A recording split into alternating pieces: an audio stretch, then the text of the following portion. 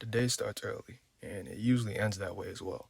The man starts the morning, cigarette in hand, with a water canister in the other. This is the first out of about 65 cigarettes that day, by the way. But anyway, the canister.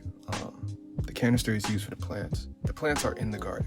You can see through the small spaces in between each individual fence, or just, look above the fence and you can tell there's a garden back there. But the care for each individual crevice of the garden is admirable, but in a way kind of foreign. The body language of the man is very telling.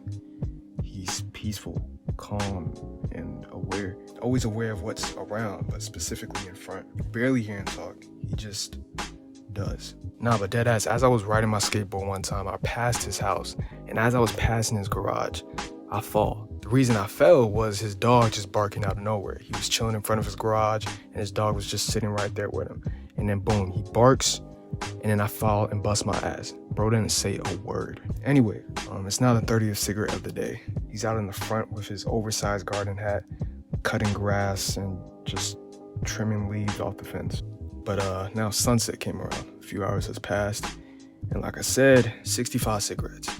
So it's that time to pull out that 65th one. As that cig is just dangling from his mouth, he's just walking the perimeter of his house and just observing the environment. He looks every which way, including the sky, but something seems more intriguing in his eye that makes him stare at the sky a little bit longer than the others.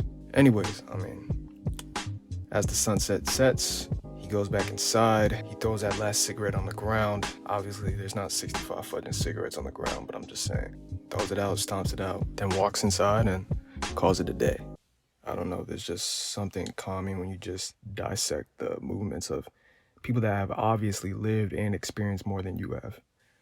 How they keep it pushing even through all the bullshit we see in the world. Probably even less bullshit from when they were growing up, but regardless, it's bullshit. A world where the shit we see on a screen shapes our perception of the world. Now, of course, some info we do absorb through these screens is a valid representation of the world, but an overwhelming amount of that info is bullshit, B.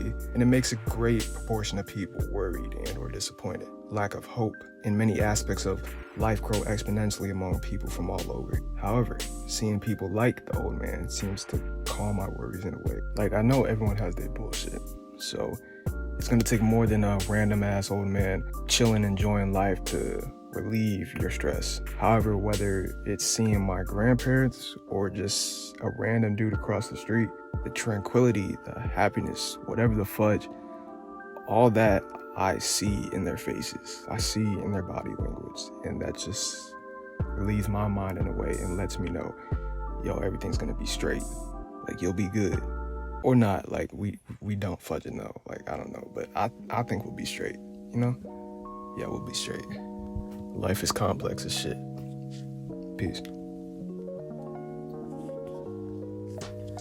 Self-expression leads to older problems. If the speed don't stick to the gift, get tripped to hang cliff. Suspicions on the rise like hysterias. I've managed many traumas since a kid, I wasn't scarier. Had to vent to myself like don't you fear cusp, cause it could build up a plight for futures thereof. Sacrifices like group poem, I crush the mic like a beer phone.